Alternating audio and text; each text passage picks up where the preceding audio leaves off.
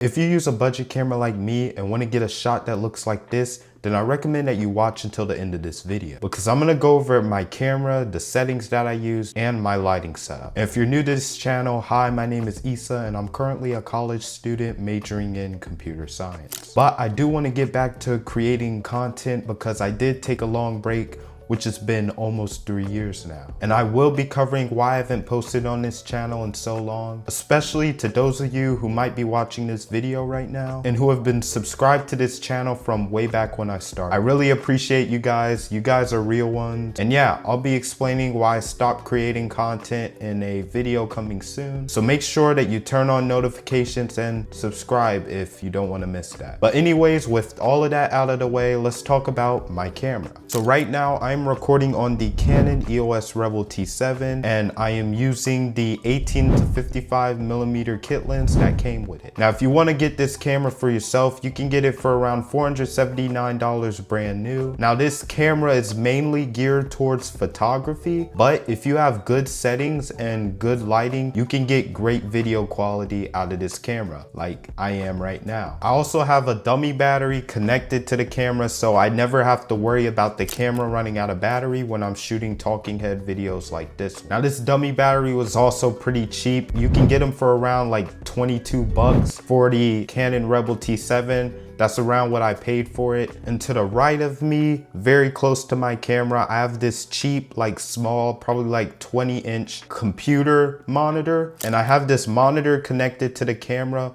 with a HDMI cable that goes into a mini HDMI to HDMI adapter, since I need a mini HDMI plug to plug it into the Canon Rebel T7. All right, so now let's move on to my camera settings. So I have my aperture set to f3.5, which is the lowest that this kit lens can go to. Now, having the aperture set to f3.5 is low enough to get that shallow depth of field and background blur with my lighting setup. Now, by having that background blur and that more shallow depth of field, it allows my talking head videos like this one to look more cinematic as I stand out in my shot. I also like to shoot at 18 millimeters since it gives me a wider angle and I like more of me to be in frame. Let's move on to the ISO. Now, I have my ISO set to 400, and I found that having an ISO of 400 is a perfect balance because it keeps my image from having any grain, but it's also not too low of an ISO that my image ends up being underexposed or too dark. Since I have enough lights, my main key lights, they are bright enough to light my shot at that low of an ISO, which ends up keeping my video properly exposed. Now, I did used to use an ISO of around 800, but I found that I didn't really like this since it introduced some grain into my image. It did make my video brighter, which allowed me to turn the brightness down of my key lights, but I just think it made it look lower quality. And even though I now have to raise the brightness of my key lights a little bit, I still think it's definitely worth it for the quality improvements, which just makes my videos look more professional and cinematic. Now, I don't think an ISO of 800 on this camera is terrible, but I do think that once you go above 800, so like 1600 and plus, I think that's when it starts to really get bad. Your image quality, at least on this Rebel T7, it's a budget camera. It's not really good at high ISOs. The image is just gonna get really grainy. It's gonna look very cheap, very low quality. So I would never even consider going that high, especially if you are using this camera or a camera that's similar to this, that's around the same price range. I'd recommend you to try to keep your ISO around 400 if you're shooting an indoor talking head video like this one. But if you have to, 800 is okay, but I would not go over that. All right, now moving on to my shutter speed, I shoot at a shutter speed of 60, and this is because I record at 1080p 30 FPS. And the rule of thumb you always want to go by when you're shooting video is to set your shutter speed to double your frame rate. So if you're shooting at 30 FPS like I am, you want your shutter speed to be set to 60. If you're shooting at 60 FPS, you want your shutter speed to be set to 120. And if you're shooting at 24 FPS, which is a nice frame rate to get a more cinematic looking shot, maybe if you're shooting more cinematic type of videos, you'll want to use a frame rate of 24 FPS. But if you're using that frame rate, then you're gonna want to set your shutter speed to around 50. Now you might be wondering, why wouldn't you set your shutter speed to 48? And that's because most cameras don't allow you to choose a shutter speed of 48. So the closest that you can get with most cameras is a shutter speed of 50, but that shutter speed is close enough to get you a consistent and smooth looking image if you're shooting at 24 FPS. But anyways, the reason why you do want to make sure that your shutter speed is double your frame rate is so that you can get a consistent and more smooth looking image. If your shutter speed is not around 2 times your frame rate, your frames are gonna look inconsistent, your video's not gonna be smooth, it's gonna look laggy, and yeah.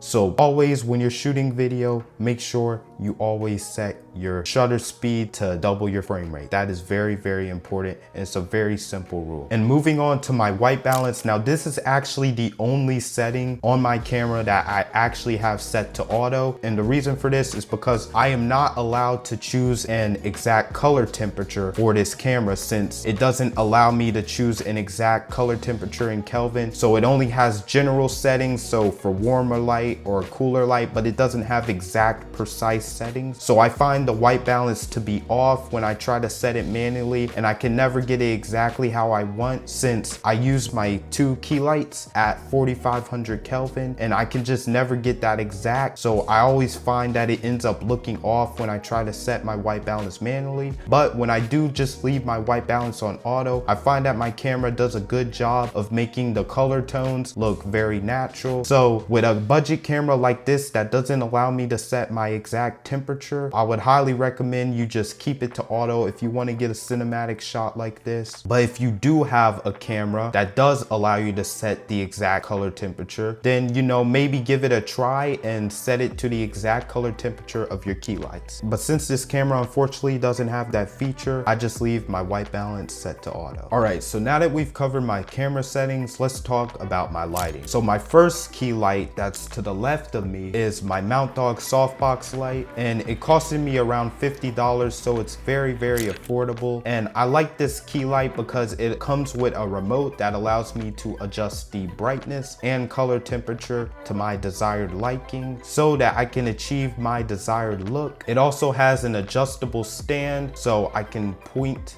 the light exactly the way I want it. And yeah, I think that this is a very good light, especially if you're looking for a key light that gets really, really bright and that won't break the bank. I highly recommend this light because even in pitch darkness, it literally lights my whole entire room up. And yeah, it's really, really nice. It really provides good lighting, especially when it's dark inside. And then the light that I have to the right of me is my Godox ES45. Now I just got this light a few days ago, but I'm really liking it so far. Now it doesn't get quite as bright as my Mount Dog softbox light, but it still gets very bright, and I think it's well worth the $140 I believe that I paid for it, because you can clamp it onto your desk, and it has a detachable remote, and it's really nice because you can also just put it back on the camera. So yeah, this key light is well worth the money in my opinion. I can adjust the stand, point the light however I want. It's very adjustable. It clamps right onto my desk,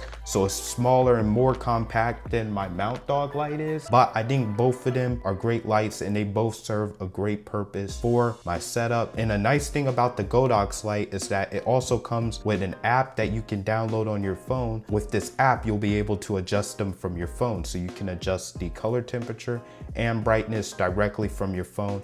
And I think that's a really, really nice feature, and I really appreciate that with this light. All right, and now moving on to the lights that I use to light my background. So as you can probably see, these are RGB floodlights. I have 2 RGB floodlights in the back, so one on my left, one on my right. And as you can see, they're like set to like pink or like purplish right now. So I can choose whatever color I want. There's a whole range of RGB, and they do get kind of bright. As you can see, it's broad daylight, bright light coming through my window, but they're still bright, and you can still see these RGB lights clearly. So yeah, these were definitely worth the money. Now I don't remember the exact ones I got, but they were around like $35-ish, so they were very affordable. I would highly recommend you get some RGB floodlights. You can find them on Amazon for around $35, $50. $55, and I personally think that they're well worth the money. All right, and the last thing I wanted to talk about when it comes to lighting is the natural lighting that comes out of my windows. So during the day, I just like to leave my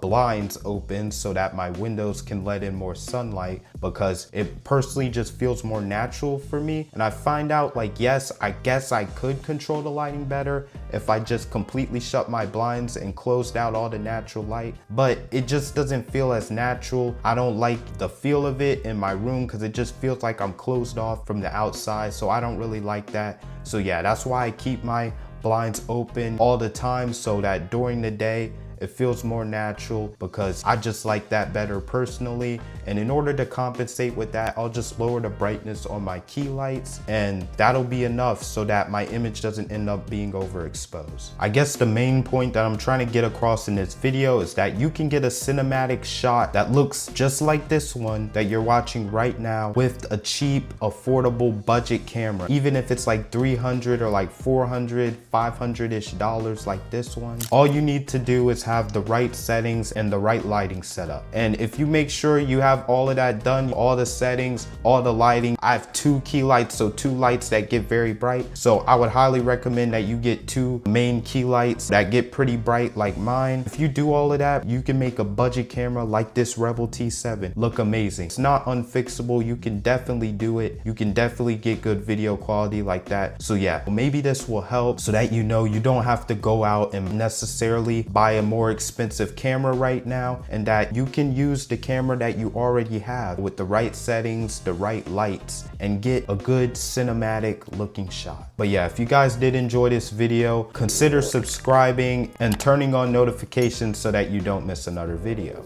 But anyways, I will post my Amazon affiliate links to the camera that I am using and the lighting setup that I use if you guys want to purchase out all this equipment for yourself. Now, if you are looking to purchase all of this, I really would appreciate it if you use my affiliate links, because I do earn a small commission from them. And I would also like to mention my beacons.ai link in bio, and I'll put it in the description below, as well as it's also on my home page. Now, if you want to support the channel, you can click on that. And I also currently have an email list that I'm working on that you can sign up for. But anyways, that's all I got for you in this video. Thank you for watching, and I'll catch you in the next one.